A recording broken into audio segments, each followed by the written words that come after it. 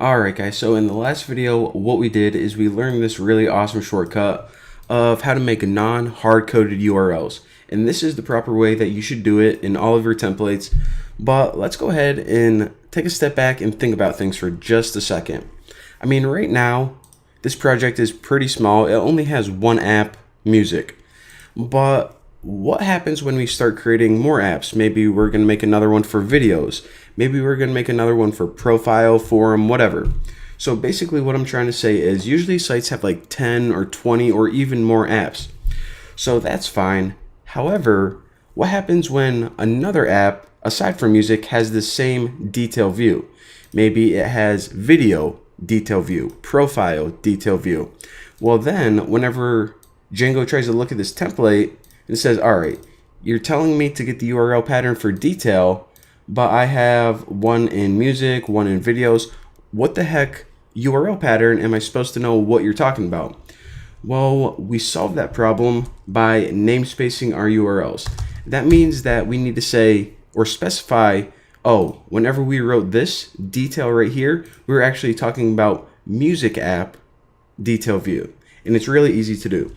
Above your URL patterns in music/URLs, just go ahead and write app_name and just set this to whatever your app name is, in this case music. So now we can go ahead and copy this and we can actually use this in our template.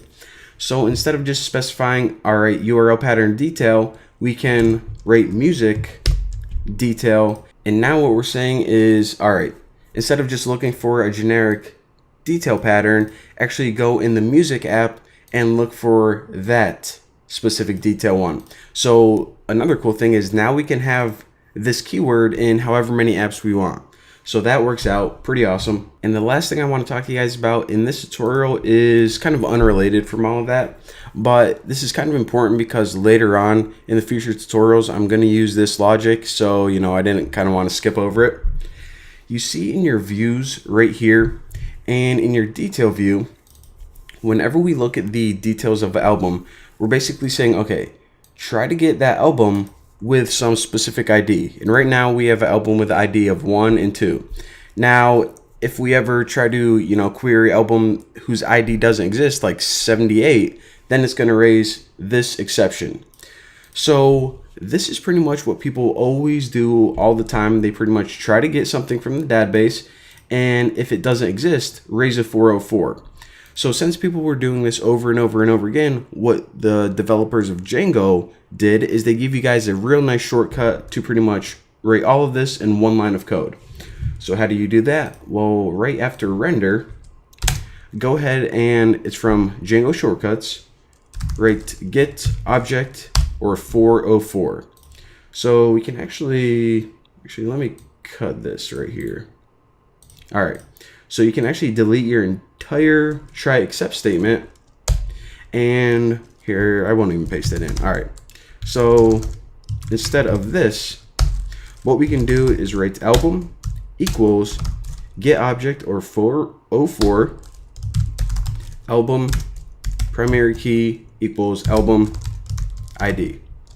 So right here replaces that entire try except statement. So it does exactly what you think. It's going to try to get an object.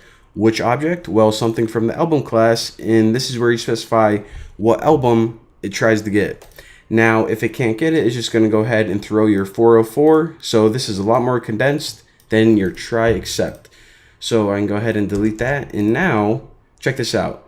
It says, all right, you aren't even using this import anymore, so we can actually delete that too. So look how condensed this view.py file is. I mean, that is awesome, and there's a lot of logic in here that we pretty much clean up real nice and neat.